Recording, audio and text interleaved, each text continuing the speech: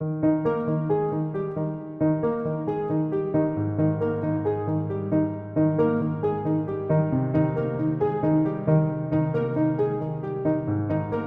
was walking. I got about a block from my house, and I began to have pain in my left wrist. And I had this overwhelming, sudden feeling of doom. When I told my internal medicine doctor what I was going through that day, he said, "I think you're having a heart attack." I was fortunate enough to have cardiac rehab, and I had a really good team, and voila, here you have it. You can be healthy at any age, at any size, at any time in your life. As one of the 2016 Real Women, I'd like to thank all of our participants in the casting call this year.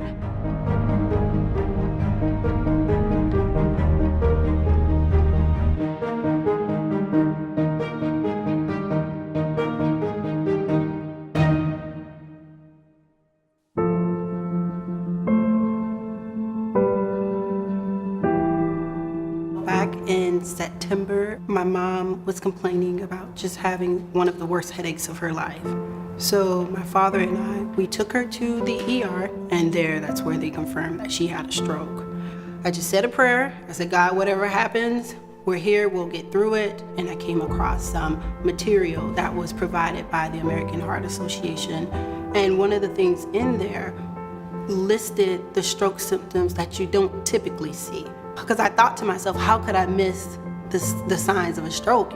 My mom was in the ICU. She couldn't communicate. She couldn't do anything. I know I never gonna be dressed myself for the rest of my life. But now God give me a chance, I could do it. You do it. Knowing the type of woman that she is and just seeing her slowly get back to that. And every day there's a new accomplishment and there's a new milestone. I had a stroke while I was driving my daughter to school, and I managed to get home. Women don't, first of all, they're not credible witnesses of their own health. I had a stroke. In the very beginning, the biggest challenge was learning how to use my right side again. I was completely paralyzed on my right side. I had to relearn how to tie my shoes. It's like all the things you take for granted every day. Even though, heart disease mortality has gotten better, recent statistics were just released, and it continues to get better in most groups, the U.S. population. It still kills more people than any other disease or top 3 diseases combined. This is what we need to look for and try to strive for so that women are represented in these studies. I'm looking for this for my granddaughters, that in their lifetime they'll see a change in that, because men's heart disease has declined, but women's has continued to increase. One thing is prevention. It's easy when it comes to thinking about protecting your heart and yourself, Heart disease is the #1 reason that we lose our loved ones. It's something that I don't want any other family to have to go through and to experience.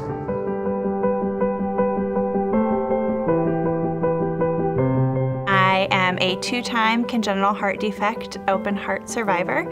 So I was 10 months old and had my first open heart surgery, and they patched a hole in my left ventricle. And for most of my life growing up, I was fine.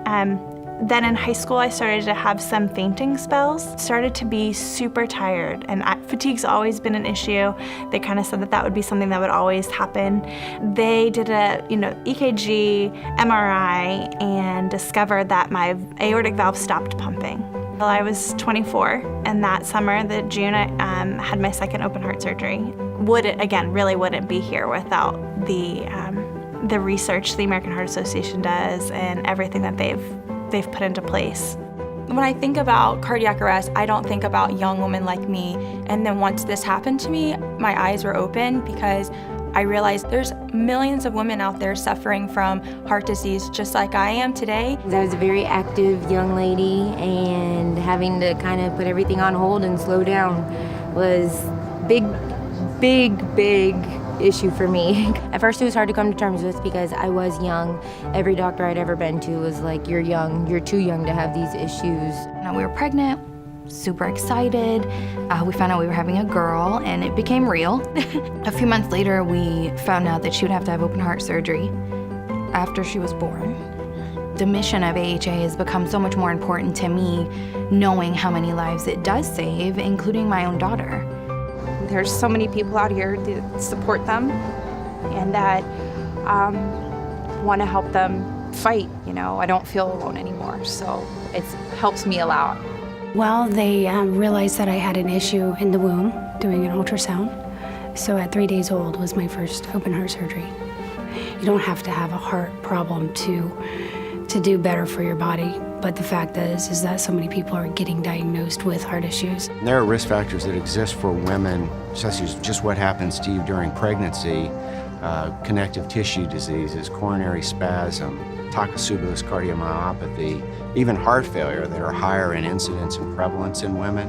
You actually can't name one area of prognostication, prevention, or treatment where women are at the same level as men. I was told at 14 that I had complete heart block. I will say that I never took another volleyball game or soccer game or any day with my friends out walking on the beach for granted. You're your best advocate. Well, for my personal story now, because of American Heart Association and all the research they do and all the funds that they raise, now the babies are born and there are little monitors put on their foot to detect the oxygen level in their blood, so therefore they can tell my heart disease is diagnosed at birth instead of at 50.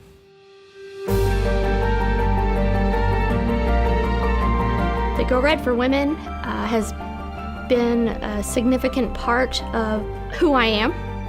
I wouldn't be here today if I would have waited 2 weeks longer. You can't ignore your symptoms and say, oh, that's minor from what I had before. And you need to be in communication with your doctors and the people that are part of your health care all the time. You can't let it hold you down. After 10 days of my open heart surgery, I was walking my 60 minutes. You cannot let it. You just have to get back up and get back to life. I had 8 hours of open heart surgery. They painstakingly repaired my mitral valve. Should have been perfect, and I couldn't get well. Heart disease is, in many respects, a curable disease, and we have to make people aware of what can be done and how early detection is the key. My sister suddenly had a heart attack at 40, and she didn't know the symptoms. We didn't see it coming, but heart disease sneaks up on people. Because in many cases, women were not aware that they had a heart problem until the problem occurred. And so if I can touch one person, then I feel like I've been successful in the effort. Just because you on the outside look healthy doesn't mean that on the inside you are. So really making sure you own your health, understand your numbers, and learn the different things that you can do to live a healthier lifestyle. I didn't know that heart disease could be so dramatic with women. Even if you touch one life's person, it will be fantastic. Heart disease robbed me of many precious years with my mom. I want to help other mothers and daughters have longer years together. Heart disease seems to run in my family pretty prevalently.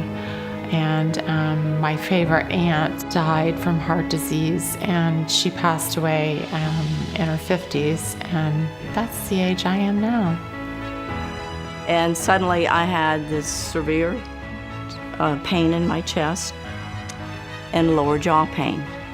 And so my message to other people is, listen to your body. It's trying to tell you something.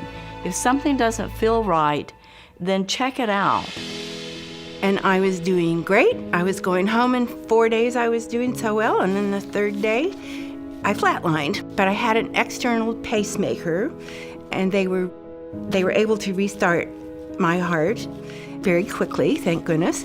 Do not ignore symptoms. Have things checked out. I've worked with moms and women for the past 10 years or so. A lot of people get very frustrated, especially new moms. You feel like you have no control, but you can't control your health. Heart disease has affected two very special people in my life with very different outcomes. So for me, it's just such an important cause. Women's lives matter. My grandmother had a heart attack, and As a result, we kind of learned that there was a family history of heart disease, which we were not aware of. I had open heart surgery about 13 and a half years ago, and I feel very lucky to be alive today. This should be something that I care about. And a year ago, I wasn't living as healthy as I could be. I've made some lifestyle choices to really have a better diet, exercise more regularly, but really just trying to take better care of myself because my health really needed to be a priority. My cholesterol came down and I have such energy and a zest for life like I've never had before. My father had heart problems, my mom, my husband. My husband had passed away last year.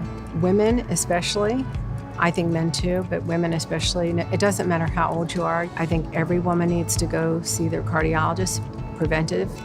I made a lot of changes, health changes. I changed my diet. I've lost a lot of weight. I've become stronger, more self-confident.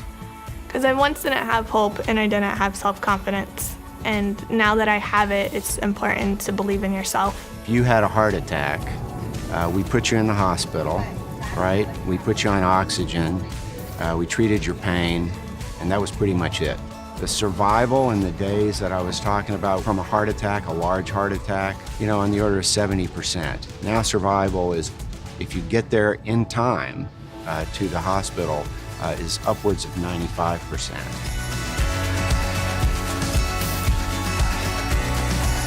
And so for me, just being able to share the story, like I said, it's just one of those things where there's a sense of purpose. There's a sense where it's fulfilling. So my advice would just be to make sure that you're seeking out support that you need and not being afraid of something feeling different. And I think you're celebrating life and helping others celebrate life.